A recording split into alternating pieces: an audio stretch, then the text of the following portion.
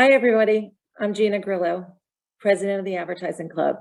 On behalf of our Board of Directors and our team and our partner, Google and Mixed Company, thank you for joining us this evening. The conversation tonight will be an exclamation point to our Black History Month celebration. Our club celebrates icons, rock stars, and innovators in our business every year. And we had an amazing group this year. I would like to just do a roll call so that these professionals can just get another blast because they're all really amazing. Our icons were Lisa Llewellyn from Evoke, Kedma Hagen-Brown from Dentsu, Connie Frazier from Cardinal Change Consulting, Walter Fry from American Express. Our rock stars were David Pilgrim from VaynerMedia, Lakeisha Paul from Group M, Ronnie Dickerson from Oh Hey Coach, Dominique Monet Curtis from GSD&M, Anzia Andrews from Anheuser-Busch, Vanessa McCullers from the Ben Group. Our innovators were Annalise Campbell from CFG, Vita Cornelius from the New York Times, Deidre Grayson, who is a culture consultant, Dee Dee Fowson from iHeartMedia, Lewis Williams from Robert Shanwick, Alvin Bowles from Facebook, and Danielle Hunt from Gray. A round of applause to all of them. Our moderator is a former and continuing rock star. She is accomplished, talented, and as you will see this evening, she really masters a conversation. Our relationship with Kai has many layers, and we're so grateful for her continued engagement with the club and of course, her friendship. Please welcome Senior Vice President, Diversity, Equity and Inclusion at Dentsu, and a co-founder of Mixed Company, Kai Deborah Lawson. Oh, thank you, Gina. I feel like, what was that? I said, you're very welcome, most deserving. Oh, thank you so much. It is an honor to be here today to have this conversation with you all. It's also an honor to bask in the presence of the panelists that I'm going to introduce to you all, as they are now a part of the amazing cohort of icons, rock stars, and innovators, as I am myself. And so it kind of feels a little bit like an advertising fraternity. And in the spirit of being a part of a society of fellowship, we're going to have a really great conversation. My intention for this conversation is to be as real as possible, to ask questions that we may not necessarily get to ask all the time, and honestly, to be as open and as forthcoming with information, some fun, and just an opportunity to kick it with each other today. So I'm going to go ahead and get started by introducing our panelists. So you can see more faces than mine on the screen.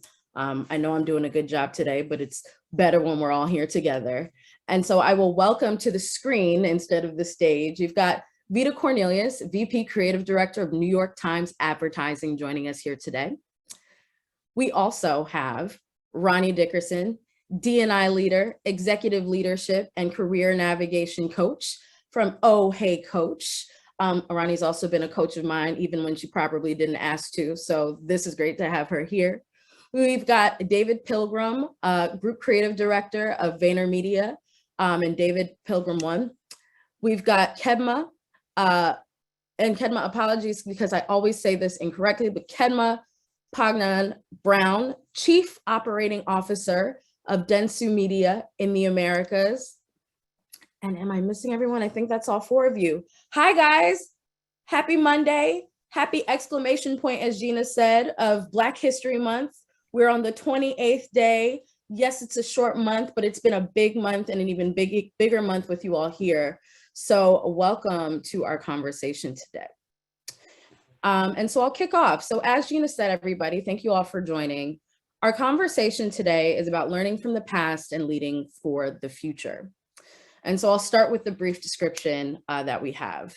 For over 40 years, the month of February has been reserved for celebrating the impacts of Black pioneers. Both the United States and Canada have used this time specifically to amplify the stories of men and women who charted paths to history-making success. It is their stories of Black courage, tenacity, and grit that have inspired so many to pursue their own dreams, myself included. The last 2 years, however, in our industry of advertising, this time has called for the guidance and direction of resilient people who can see way beyond the impossible. Leaders who, despite the complexities of, that thing COVID that I'm sure some of us have heard of, or maybe politics, if that's what you're into, like the TV, race, remote working, increased turnover, all of those things have still been these leaders have still been able to push forward with great success. These moments of uncertainty have created opportunities where our own Black leaders in advertising have been uniquely qualified to lead. And I'll go deeper there. It's because a lot of our careers, a lot of the conversations we've had this month were about how our Black leaders and how our Black professionals are able to move towards success in the face of oppression, in the face of complexity, in the face of seemingly impossible situations. And so once we're all on a playing field that seems complex and can seem difficult and impossible, who best to lead us than people who kind of come into this scenario with that expectation anyway? And so as the Advertising Club of New York embarks on another year of Black History Month celebrations of icons, rock stars, and innovators, I'm really happy you all are here to join me, my team from Mixed Company, the good folks at Google, and the amazing panelists here to talk about what they've learned from their own pasts to lead us to the future. And so I'm gonna go ahead and get started with something really fun. I wanna break the ice. I wanna get everybody kind of riled up. It's Monday. I was gonna say it's Friday, but it's not. It's Monday, it's the 28th, so many of you just got paid. And so let's have a little bit of fun, right? Everybody laughed because you caught the joke. When you started in the business, right? We've got this thing on Twitter and on Instagram and on TikTok these days, how it started versus how it's going. When each of you started in the business, and I'm looking to see who has the most fun expression right now. And Vita, you look ready to answer this, so I'll kick it off to you. When you started off in the business, did you have any expectations about what you thought your career would look like? And I'd love to get a sense from you. Is that actually what it is? Is what you thought, how you started, how it looks like today, or how it started versus how it's going? Tell us a little bit about that. Right. I'm laughing because when you said how it looked then and how it looks today, I'm not even kidding you. It's not like I started my career saying, I know I want to be some chief creative officer by the time I'm 30. I didn't have any like grand ambition like that, but I did think that I was going to be like Angela from Who's the Boss. I thought I was going to be wearing suits and carrying my little portfolio case and always rushing to a presentation. That's what I figured advertising looked like. But what quickly bust my bubble on that was, first of all, in my first job, people were like, are you the new account person? and I was so insulted as a creative that I said, okay, I'm going to flip the script and go in a whole different direction. But besides for that, I mean, the reality obviously wasn't that, but the creative ranks I figured out were more like a spider web of sorts, like it is moments of inspiration and mentorship and connection and disappointment even, that have a way of like changing your trajectory entirely, right? So whatever your impression might have been, it can easily change from day to day.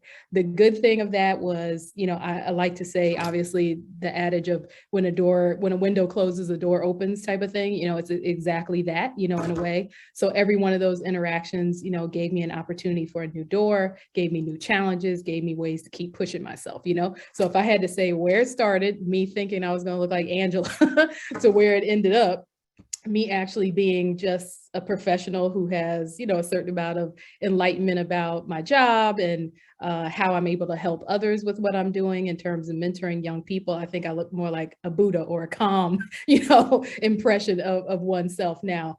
So I feel like, those different opportunities definitely gave me those new opportunities to push myself. So that expectation of pushing myself is probably a big one. But the through line would be that I just said, hey, I want to say to myself, just keep being excellent and keep going. I'm here until I'm not. And I'm sure you're still rushing in between meetings too. So that part. Oh yeah. You're still rushing in between virtual meetings. That part didn't. I got that part from Angela. I got that part. Yeah. David, what about you? How'd you think it was going to start, and how's it going right now? Kind of crazy, only because I came from Barbados. I went to Pratt, and that was how I got into the whole thing. I did graphic design at Pratt. I didn't do advertising actually, and but then I couldn't get no job when the when the summertime was over, and my parents were screaming from the Caribbean to come back, and I wanted to stay in New York.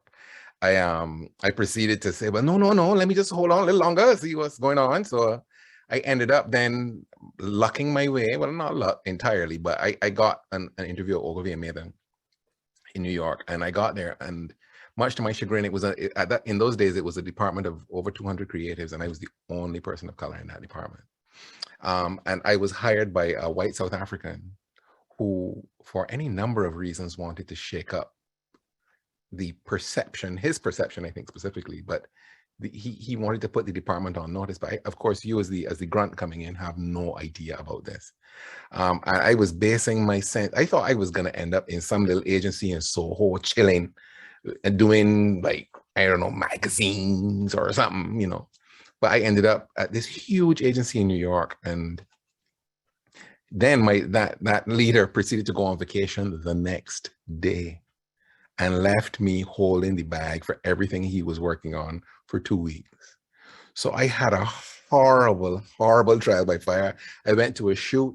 I shot something entirely backwards because I didn't know, because I spent all day at the craft services table because I was a student with no food at home. It's like, it's just disastrous. But there was a Black woman in art buying who saw my plight, called the photographer, and had us reshoot the next day and covered my tracks. So early on, I realized, okay, the color thing is real, and there's a certain kind of network that you must cultivate in order to get your way through it. So that was the beginning. So it was tumultuous at the beginning.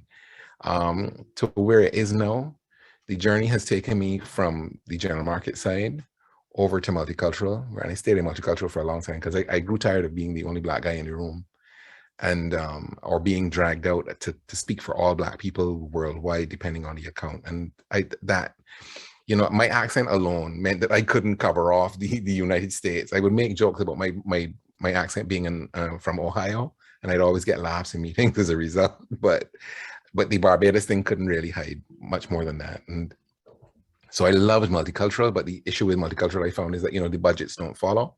So your work never gets to scale. You never get to see your work everywhere. You get to see it on the relevant channels, but you don't get to see it everywhere. And now I'm working at VaynerMedia, and I just started there in September. So I'm kind of returning to general market and watching the notion of resource, because I'm now no longer under-resourced, because I was also under-resourced a little bit in multicultural. And there are no slights here. This is just how it is. I'm not belittling anyone by that. I loved my time in multicultural, and there's something really great and rich about multicultural. But in general market, you have the benefit of resources, and you get to see your work scale at a certain size. And there's something interesting about that. So, but to Vita's point also, I think the notion of mentorship, no matter which side of the fence you're on, has become more and more a thrust of my job, the secret thrust. The work is fine, but I think that the mentorship is the fulfillment that I get from the job, beyond the constraints of the vanity of seeing something scale. I love that. So you thought it was going to be Soho, and now you are big time advertising, give me whatever market you got kind of guy. And I love it.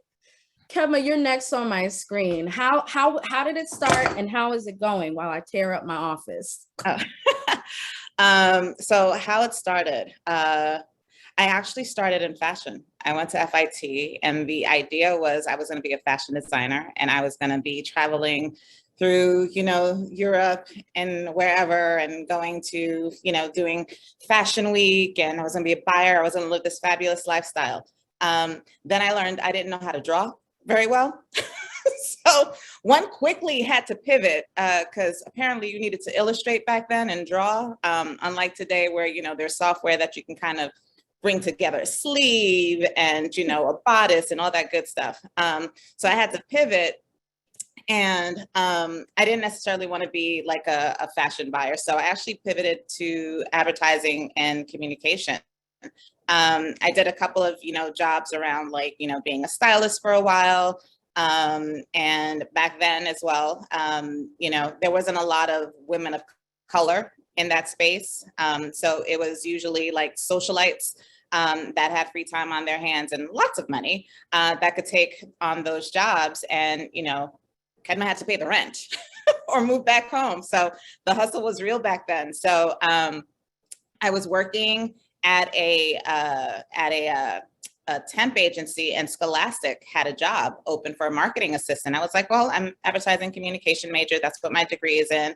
I love the brand. And software was a big thing. They were doing CD-ROMs. So I actually really started my career in tech, doing CD-ROM and applications for kids. Didn't know anything about technology, but that's when like the .com was kind of bubbling up. And then all these digital shops were popping up. And then I was like, ooh, this seems interesting, this interweb thing. Moved over to that. And then, you know, that just grew when all of the advertising agencies were building their digital practices. And the woman who was my managing director at the time had gotten a job at Ogilvy and Mather. She brought me over, and that's when like my true general market advertising world experience really started.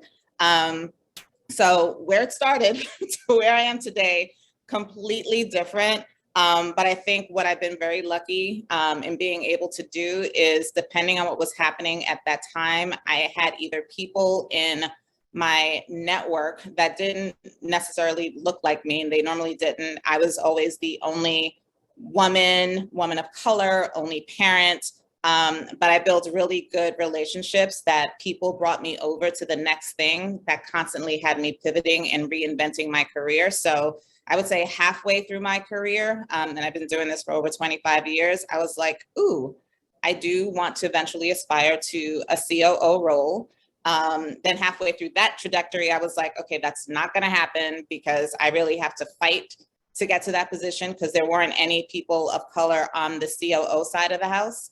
And I didn't want to fight to get the position and then fight to keep it. So I kind of was like, okay, you know what, we'll figure something else out. And then this job kind of came out of nowhere last year. So if there's any lesson in that, it's, you know, keep your dreams moving. Sometimes they don't necessarily work out the way that you plan them to. And like Vita said, you know, when one window, you know, closes, a big door opens. And this was my big door, even though I had shut it myself, it reopened on its own. Oh my gosh. So from the fashion streets to the advertising operating streets, I love it. Ronnie, you're next. Tell us how did it start and how's it going? Yeah, I mean, to answer the macro question, I'm pretty close to what my expectation was right now, because my only expectation starting out was to be able to be here. And it, you know, a lot of individuals have a story where they knew they wanted to get into this industry. And a lot of more of those stories are happening now, because we are, you know, telling the stories to folks who should be in this industry. But, you know, I was a journalism major in college and found advertising in my last couple of years because I flunked out of journalism because they said I was going to end up being a journalist in Podunk, Kentucky. Well, I'm from Podunk, Kentucky. And again, my goal was not to be there. And so I found advertising through my school and was a MAPer. After getting declined from MAPE, they had another spot, wrote the, you know, essay of my life, and then got into MAPE and got into the Publicist group, which was my first real corporate experience. And the whole time my goal was like, I'll do whatever job you have for me, which at that time was out-of-home media buying. Didn't know anything about that. And I was like, I'm just trying to be here. So I hustled. And that's kind of the preamble of the story. But when I got here, I realized like there's so many dynamics to sustaining yourself over a career, regardless of what that career is particularly if you're a person who sits in the skin like I do and many of you all do, that, you know, I became a student of the industry in that way. Like, how does one like me navigate this? How do I get to the information? How do I get to the money? You know, my most notable experience that changed my career life early on was back when they used to send paper payrolls to your home instead of, like, we didn't have the online payroll system that gave you your pay stubs in the mail. Well, they sent me a pay stub of, you know, a director on the team. And, you know, I saw her a couple of days a week. She did a fabulous job, I assume.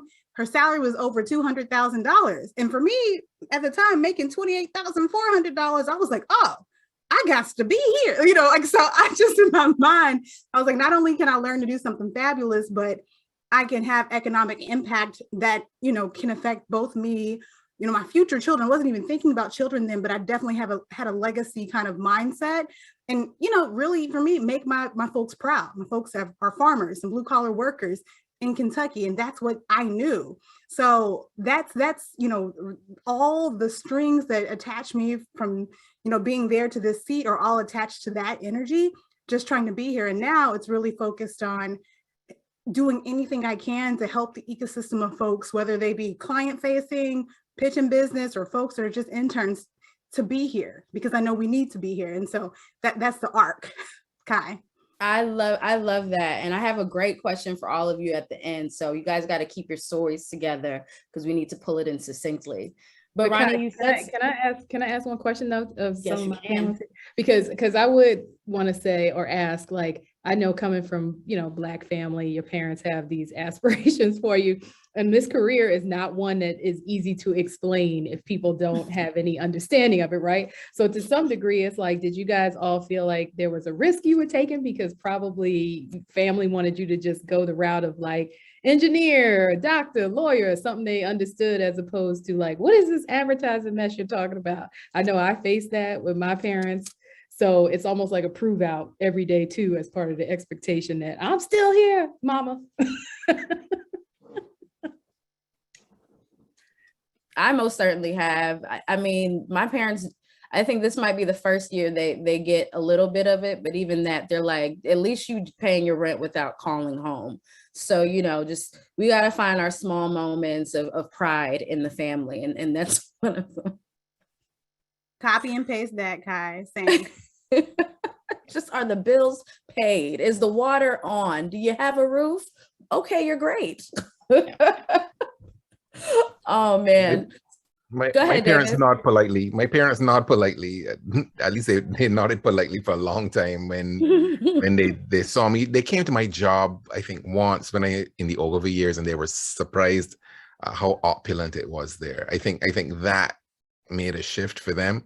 But I mean, my father wanted me to stay in Barbados and do English, be a teacher, because both my parents are teachers.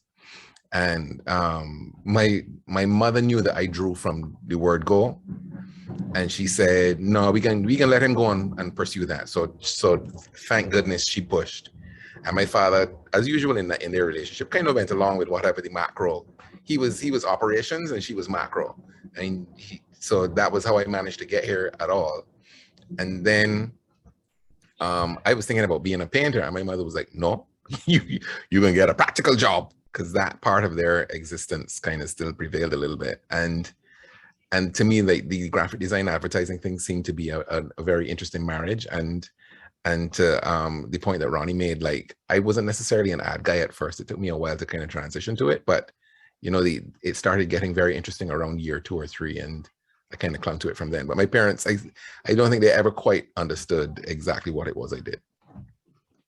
Yeah, my parents still don't understand what I do. And what I find funny is my mom doesn't understand, like, wait, you're not going to stay at a job for 25 years? Didn't you just get this job like 15 years ago? How are you moving to something else? Like, you need a pension. I was like, Mom, that's not how any of that works anymore. But they don't understand, like, my mom doesn't understand, like, the moving. And sometimes, in order to get to where you need to go, you kind of have to shift. For her and, a lot of people, older people in my family, it's like, no, you're supposed to stay at a place for like 25, 30 years. And that's where you retire from. There ain't no more pensions anymore. It's just not how it works. I don't have the intention to stay here longer than my money will take me. I totally get that. So I'm actually going to go back. Ronnie, you were saying something a little bit about your journey, and David, you actually kind of chatted a little bit about that in the context of like the macro and the operations and just how we're telling our stories to people, right? And the way we tell our stories to people is really curated on mostly social media, or for those of you that have your WhatsApp group with your families around the holidays when you share like the newsletter highlights, right? When we share the highlights, they're definitely the highlights. All of you have shared your amazing recognition from the Advertising Club. I see many of your pictures of your families, your great stories, your writings, all of the press clippings. And for many people on the outside, that may actually look like what the career is like. not realizing that there are a lot of what I like to call growth moments, which are those not so pretty moments that actually do lead you to the place that you are today. And so I'd like to actually kick this next question off specifically to Ronnie first and then Vita. We do a great job of posting the highlights. Ronnie, I love your social media. I said that to you earlier. And Vita, I stalk you all the time. I know we haven't met personally, but I told you that on Thursday. But I think there's a lot of power in sharing the ugly side of our careers, or the not so perfect sides of our careers, because I think that that's what resonates with a lot of people who are coming up in their journeys as well. And so I'd like to start with you, Ronnie, and I want to know, is there a moment that wasn't so picture perfect, a moment that might have actually been really uncomfortable for you in your career, that actually turned into a growth moment for you and propelled you to this moment of where you are in your career? Start with you, and then Vita, that gives you some time to answer later. I could probably name 50 of them. It's part of the reason why I started my podcast. It's the Career Clinic podcast. And folks who know me know I believe in keeping it 250. That's keeping it 100 plus 150 more. It's my own space. And it's, I believe that, you work hard. Yes, we're in these institutions, but at the end of the day, you have your voice. And, my life goal is to be a free Black woman. And so a part of that is leveraging my voice to the benefit of others. And a lot of times that comes at a cost. And so that's the space I curated, as well as spaces with my mentees who are on that text message string, and we have our private calls and we just talk freely. So career moments, most recent one, I departed a really big role after being in it for just a year. Like, that's a big moment. It's a public moment. And it's one that, it was difficult with respect to actually making the decision, but then going through the motions. Everyone here is an executive, so what goes into being an executive, and contracts and this and what you can't say and what you can say and all those things with regards to broader impact. But as a person who operates with a really high degree of integrity, making a decision like that and then being a part of the ecosystem that makes that public was so difficult. One, because, when you map your career out, if you do, there are these inflection points of really big moments you can be so excited and proud of. But for me, it's like, I can be excited and proud of what happens on the gram, or what happens in, these amazing publications, Adweek, Adit, whatever. But the decisions that, I make, and the decisions of the leaders around me have to align in such a way that I need to be able to sleep on my bed at night, that, lay my head down. That's where, 2019 to 2020 and to 2021 really re-articulated for me as a person with high integrity. Every experience I have, I sort between, does this map between my integrity? Does this align with my purpose and how I want to, be in the world? Again, ultimate goal is to be a free Black woman, which means you have your voice, you have your platform, you serve as many people. And, I made a decision and said, on my path to being a free Black woman, what does that really look like for me? And sometimes you have to step away from the places you love the most to be able to serve them better. And then that's, that was a difficult decision for me to make. And then pivot, wasn't going to pivot anywhere. I was going to just have a seat, but then pivot to, a role that was developed for me. That's been an amazing, bridge and way to explore another industry while I've built my coaching practice out further. And that's difficult. And it's hard to talk about because, people are like, oh, girl, what happened? But I'm like, I'm a human being and experiencing life. But, there's purpose, attached to it, especially if you've ever experienced anything that has rocked you personally, that's made you be urgent about your purpose. And I have, I've experienced loss and some grief and things that have made me get really clear about how I spend time on earth. And if it doesn't align with that, then I'm not about it. And the folks closest to me know that. So when I make those big decisions, the folks are like, oh, girl, I was waiting for you to do that. Like, or why, so they get it. And so that's something that brings me an immense amount of peace. And it's not for everybody to see all the time, but, I do share. Thank you. Vita, what about you? Has there ever been and I'm sure there has, but can you tell us about a moment that kind of jolted you and kind of pushed you in an uncomfortable way that got you to where you are now? Yeah, I definitely had a moment like that. And it was one of those ones that for years I was kind of like, bristle about it, when I would think about it still.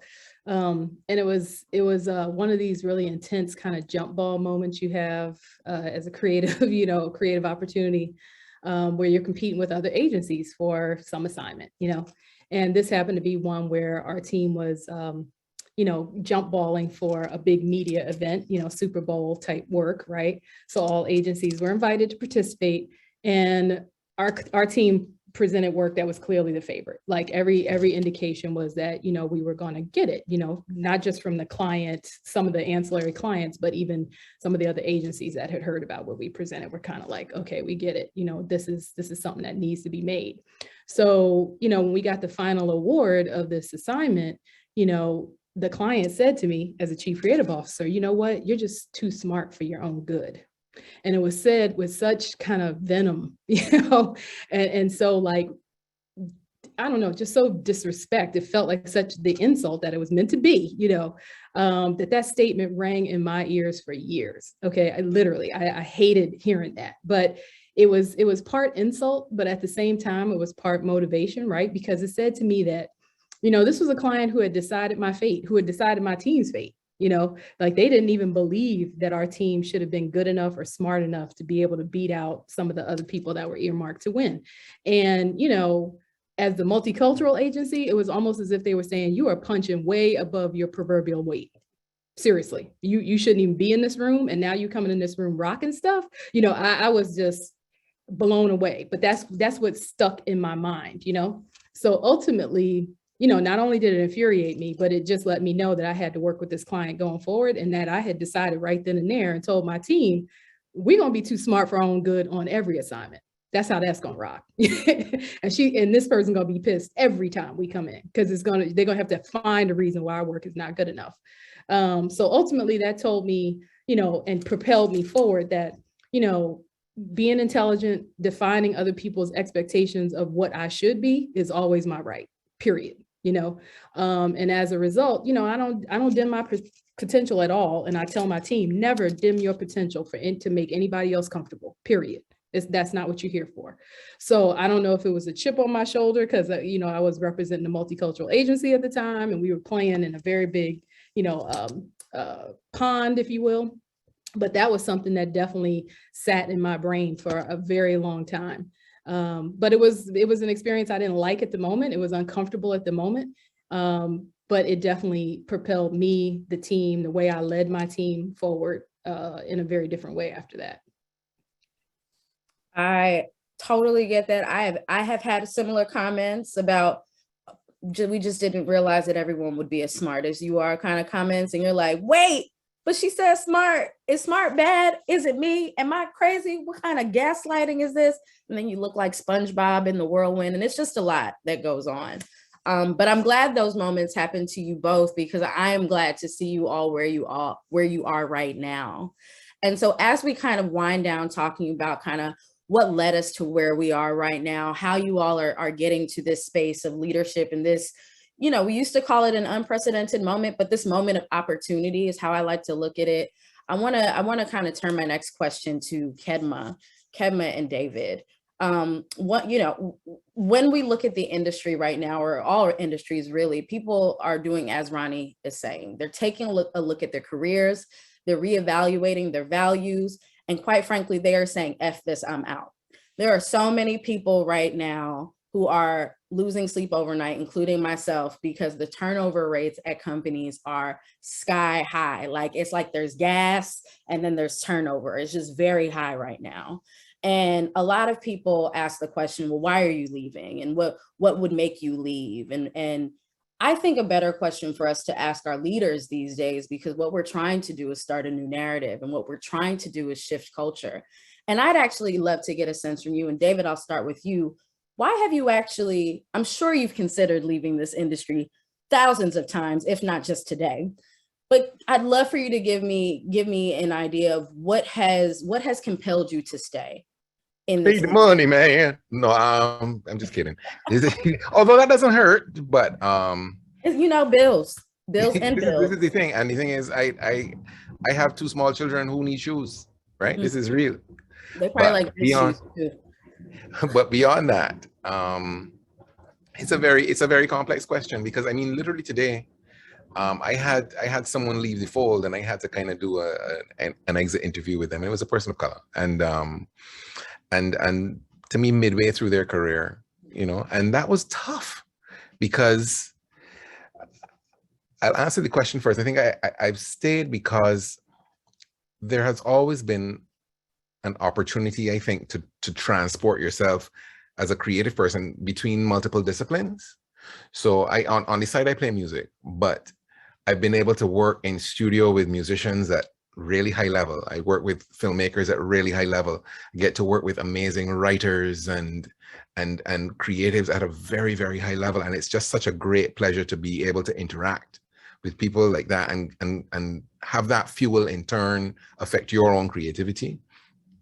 I think also especially in the moment that we're in right now, the platforms, just watching the blossoming and the death of platforms in real time is affecting the way that we create quite profoundly. I mean, like the rise of TikTok, for example, relative to what traditional advertising was, let's say 10 years ago. I mean, it's huge. I mean, we're literally putting out commercials every day in the way that we used to spend 3 months working on one single commercial. And it changes the entire dynamic. The level of production value has shifted greatly. So there are all kinds of things in terms, if you're into the micro, I think as a creative, you tend to be, which is that you tend to be you love the details. That's kind of the fun. So I think that's one of the reasons, that's the superficial reason why you stay. I think the deeper reason for staying, as I said, the emphasis has shifted over the course of my career, where I think the mentorship aspect now, there's almost a sense of duty now to people, the community, to people, the specifically advertising community, but the creative community overall, with the rich tapestry of stories that our group brings. I mean, I think the time over in multicultural did that for me, because I started in general and then went to multicultural. And I think it was very easy at the time to take what we did in multicultural for granted because you live it every day. But then you have to go into a conference room, you have to justify the culture to people, to gatekeepers all the time. And it forces you to think about the culture differently. And certainly the times I enjoyed most was when we were unlocking cultural truths beyond the anecdotal. We have griots, right? We are griot people. We are performative, like to talk, and we got ways of doing things and blah, blah, blah. And that's a lot of fun. And we tend to tell our stories that way, but we haven't necessarily we haven't thought about why those things happen and what makes them so rich and so great. And I think that we're in a moment right now, certainly, where I call this the think piece moment, where there's a think piece written for every aspect of something that bubbles up in culture or something that has previously existed without being challenged for a long time. So I think there's a huge opportunity now for people of color to have their stories told on the terms that they want to tell them, but also to examine the anatomy of how those stories even develop, because we haven't really considered that part of it. I mean, like, for example, I'm not going to use any examples. It doesn't really matter. The bottom line is that I think that our stories, the notion of our attachment to things like music, food, hair, I mean, the beautiful struggle that we have, I think there's a very rich tapestry there, and the literal roots and origins of it are still unexplored. And I think we need people who are aware of culture exploding around them as the platforms take root themselves, to tell those stories now. I can't tell a TikTok story better than someone who is a third of my age. I just can't do it.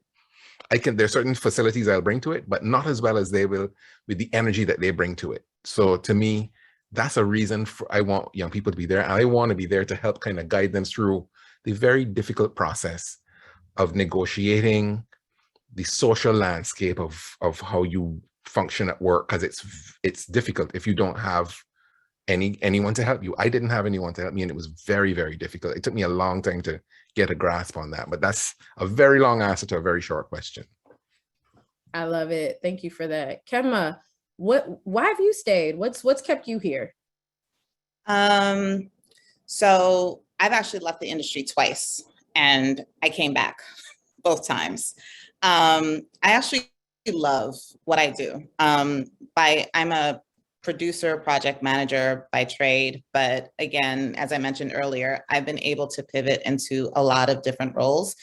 But I think, at this point in my career, to David's point, I I do see it as a responsibility. I grew up in the industry not having someone that looked like me and not having someone that, came and tapped me on the shoulder and, helped me navigate the waters of this world.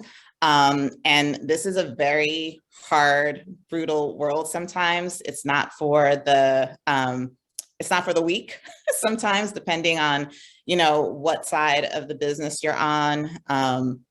So I think for me right now, part of the reason why I stay is, number one, this job that I have right now actually culminates all the things that I've done over my last 25 years in the business. So I'm getting to do all of the things that I've, crafted and perfected, and still have opportunity to grow. Because even in this role, there's areas that I'm not aware of in this position, because there's growth areas for me. So that challenge for me in my career, and wherever I decide to take it, there's things that I know I can learn in this position. But more importantly, being able to mentor the young people and mid-level people that are coming up behind me, and being that sounding board, being that counsel, being, the confessional, if you will, of someone that they feel comfortable that they can come to and speak to. Because for so many of us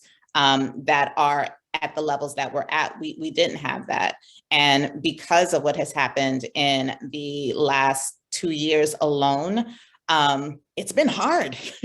It's been hard coming to work every day and having to navigate, the social uprising and George Floyd, and coming to work every day and still being able to do your job.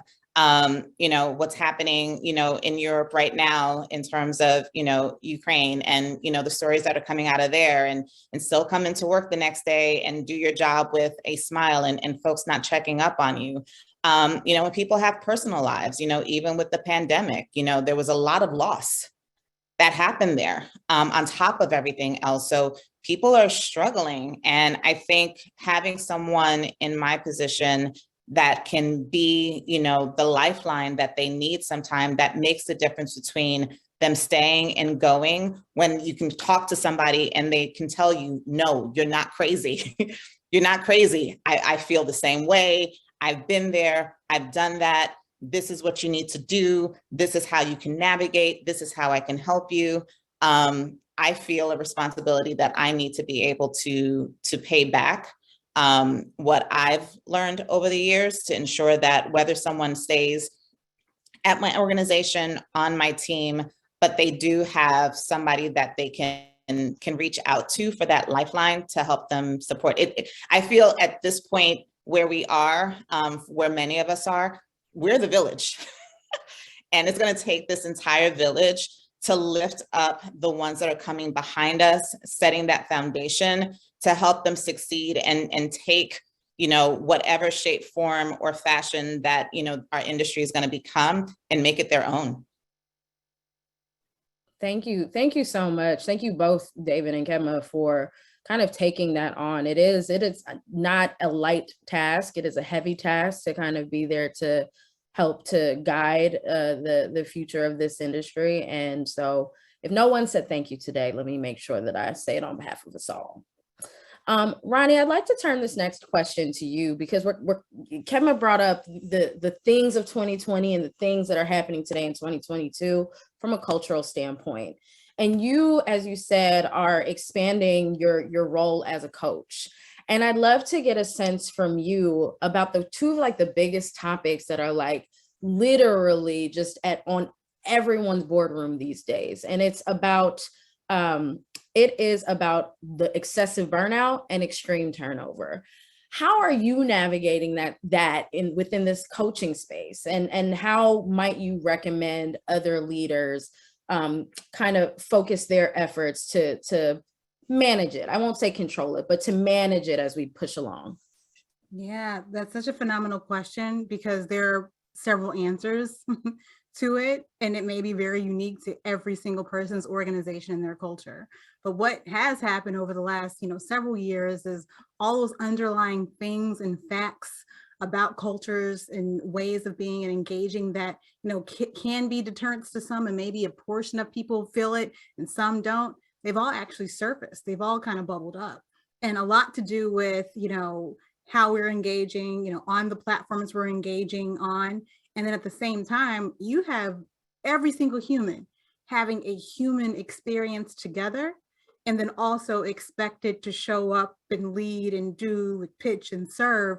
And most of us have not been personally or professionally equipped to manage, forget macro crisis. Think about the day-to-day crises that are happening in each of our lives, right?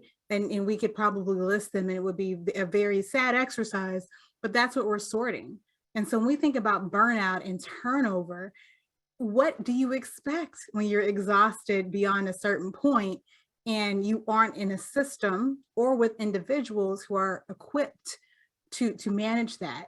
I think this is a really interesting sorting time, because maybe some of the best practices, either we aren't at a place where we, the folks who are in leadership even can even sit for a moment and say, let's rethink this thing, because everyone's moving really quickly. So I feel like we're on a verge of sorting that, but we're not there yet. And until we can actually sit back and really thoughtfully consider what happened here, what actually truly happened here with respect to our individual organizations, like, yes, listen to the thought leaders and read every single article, yes, but you have really real information within your organization that you should be just obsessive about investigating right now, so that you have different outcomes. And the reality is, what I'm seeing and hearing, 100% of my coaching clients are either executives in marketing, PR, advertising, tech, and marketing, and adjacent industries like brands. And so when I talk to them, they're just trying to make it day to day. And they have some really hefty goals ahead of them and things that they're trying to do so they can keep the lights on in a place or make sure individuals have their jobs, right? That takes a lot out of you. And so there has to be a time, and I'm personally praying for that time, that we can have the lull to sort and say, okay, what do we not want to do next? What happened? What was bad? But something in me tells me that, if you didn't have the EQ to start, you're not going to magically make it appear, and folks may just, go back to normal. And so that's why I think it's incumbent to actually, have the folks in the system to say, hey, this is an issue. I see roles like, chief wellness officer and things of that nature starting to kind of come up. I see people talking about returning to the workplace, and that task force looks more expansive. Those are all bellwethers and indicators of good progress. But, a part of the reason I stepped away was to be involved. And so folks are calling me like, okay, what would you do in this scenario? When we want to bring a system of people back, and we want to make sure they're included and not further marginalized. And folks who are, really intent on kind of putting a stop on turnover and burnout are thinking about that. But I don't think that we all have the full skill set yet to really, really tackle it, right? There's a person, and you all can take their name. Their name is Sumana Jetty. You can find them on TikTok and LinkedIn. They talk about burnout recovery. And the reality is, you're not going to cure burnout by a face mask and a bubble bath. True burnout might take 3 to 5 years for you to recover from. Now really think about that. So if you don't have like a 3 to 5 year plan coming outside of this, then yeah, your workforce may continue to turn over. And so those are the things that I'm particularly curious about. And I do a lot of listening to kind of see what the indicators are, so that the folks that I coach, regardless of the level, I'm prepping them to be able to exist and be in these spaces, even if those spaces aren't ready to accommodate them and their needs. That's so powerful. And I hope folks were taking notes. I was, so I'll definitely be bringing that up in my next meeting. We do have 2 questions, and so I do want to get to them. So I'll ask one more question from my original list, and then I'll turn it to the questions that came up in the chats. But I would actually like to pose this to really whoever else wants to answer it. So David, Vita, Kemma. As you all, I like to look at you guys as like this new guard of advertising leadership. When I came into the industry, we talked about how there were no leaders of color, very few leaders of color. And luckily for me, I actually had a huge list to choose from, and many that I actually haven't even met. And so I will call a spade when I can talk about progress, even when it's just a creak in the door, right?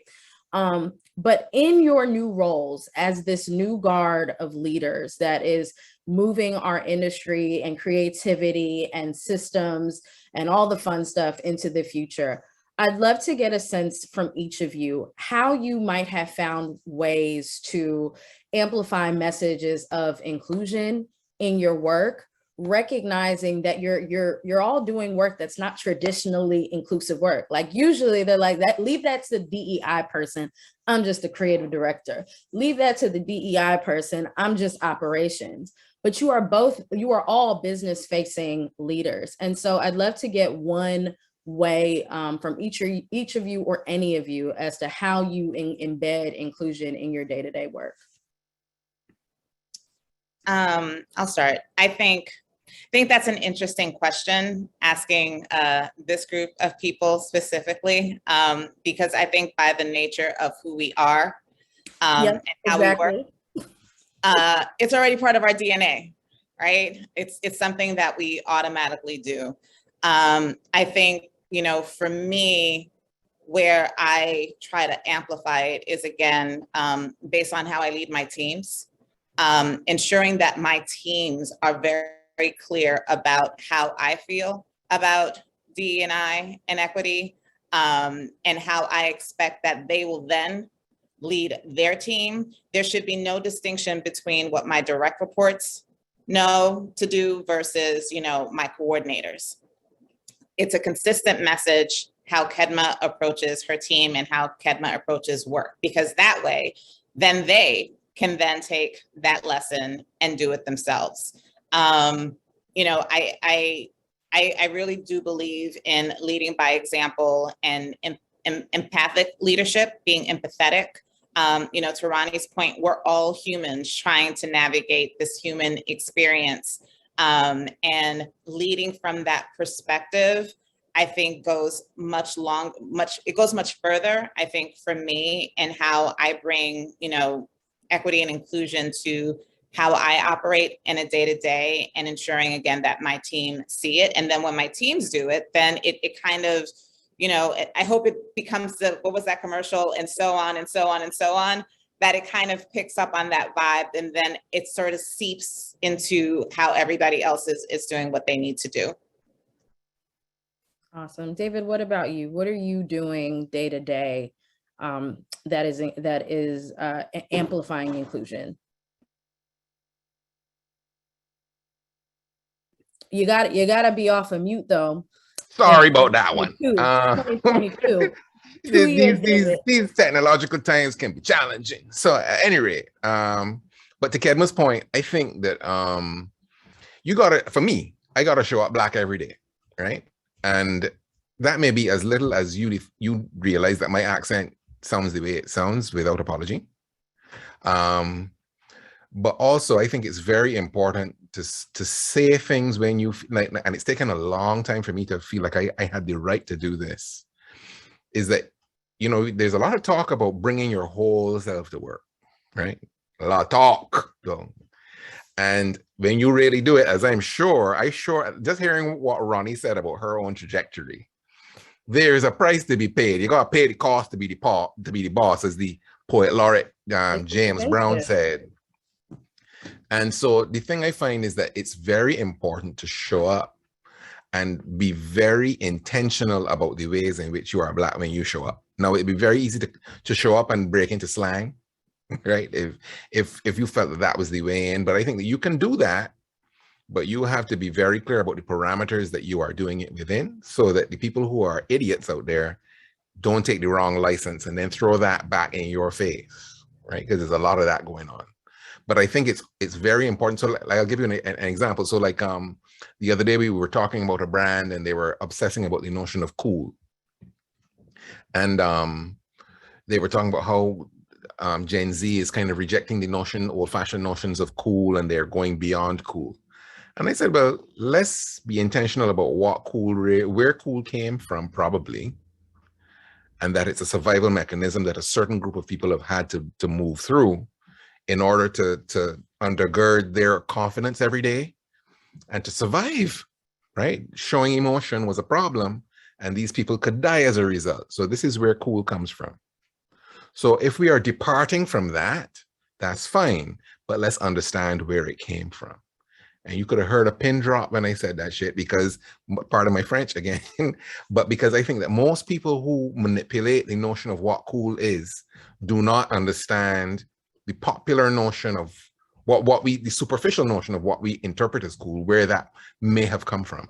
And it's very easy to enjoy the fruit without knowing what the root is. And I feel that it's my job when these opportunities come up to point out, let's get context. If we're going to borrow, let's understand the root of what we are borrowing from. And that way we can very carefully say, these are the aspects of it that we are saying goodbye to, and these are the aspects that we are saying hello to. And we understand that there's a cost to pay by making that choice. By all means, let's make the choice if that's where the brand feels like it needs to go and it's the right place for it to live. But it has to earn the right to do so, and it should understand the context in which it lives. So to me, like, that is really, and I know that if I wasn't there, no one would say it.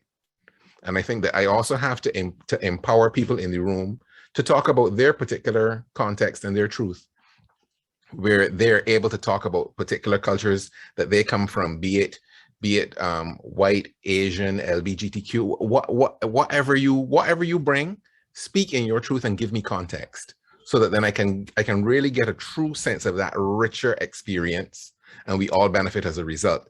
But quite often it is us senior folks of color, I think, who have to do that specific job, and that is a DNI.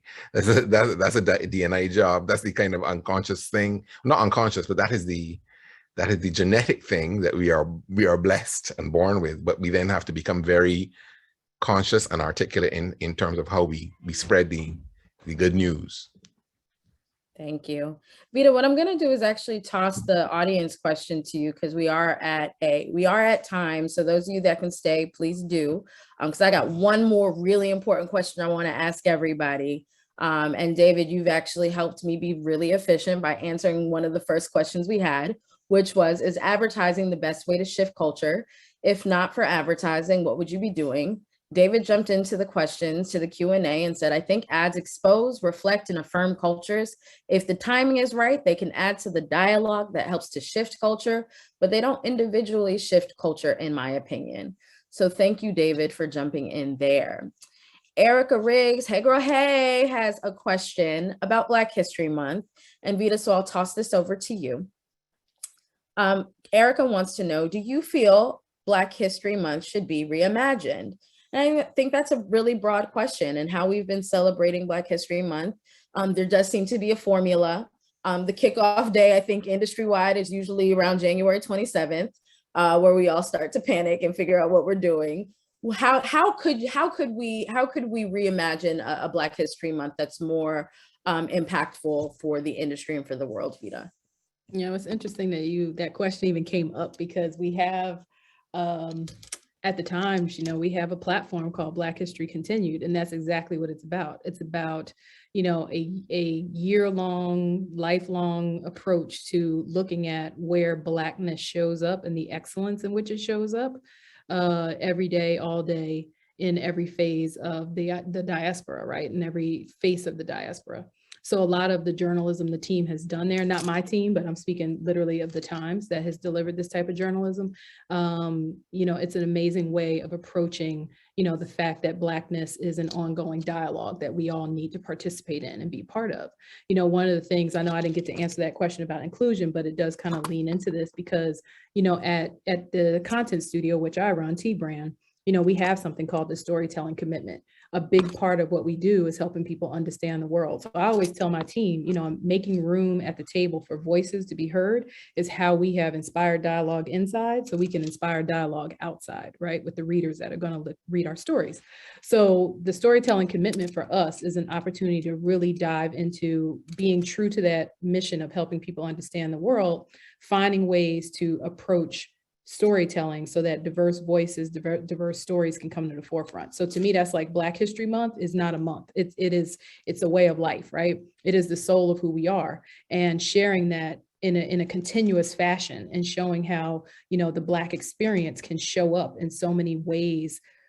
You know, it's not predicated to a month or a year or whatever, but the fact that we are part of the fabric and the conversation should just be a way of reimagining why Blackness is important at all times, you know? So I credit the team at the Times who actually developed, you know, a journalistic approach to handling that very thing. You know, we had that very, you know, that question we asked ourselves, like, why does Black History Month just need to be a month, you know? But the fact that the history is constantly building on itself and constantly, you know, moving us forward and moving every culture forward, not just Black culture forward. So I think reimagining the idea of Black history is the fact that history is being made constantly. You know, it is a living, breathing thing. So we shouldn't celebrate it as if it's something that is, you know, finite and now we're going to move on, right? It's definitely continuous and Yeah. off the 28-day cadence. It can be Yes. June, it can be March, it could be April, whatever month, day, continuous time frame you want to celebrate it. All right, so I've got one question that I've been dying to ask. You know, for those of you that know the work that I do with Mixed Company Podcast and my blog, My Life of Kai, I look at my life in this industry as a show. It is a show. It is a Netflix series. Shonda Rhimes gets a lot of money. I'll just take a quarter of what she's making to tell these stories. There's so much content being Black and working in advertising. So I'd love to get a sense from you all that if your career rather, were a book title or a TV show, what would the title of your show be? And we'll leave it there. I can't get the elevator pitch, but just tell me the title of your show and the tagline so that we all know what we're looking into when we stalk you all on LinkedIn. I'll start with you, David, because your head went back really, really far. So I imagine it's funny. You go first. Well, so I just referenced my first week in multicultural, and I would say vodka, fried chicken, and hip hop. My leaning into multicultural advertising. There's a whole story that goes with it, but we ain't got the time. And it doesn't have anything to do with my past weekend. Awesome. Love it. Thank you. Hey, I'm gonna jump right off of David and co-sign that, because start my career in multicultural, the headline would be, "What's Black about it?" That's probably the question you get asked the most daily. All the time. I mean, the elevator pitch is like a client challenges two Black creatives to summarize the Black experience into a 30-second spot. You know, it's like that type of thing where they want you to throw in every trope in the, you know, in this. Where's the choir? Where's the backyard barbecue? Where's the grandma? You know, yeah, that would have been the early years. I love it. Kevma, you're next on my screen. What are we watching next on Netflix?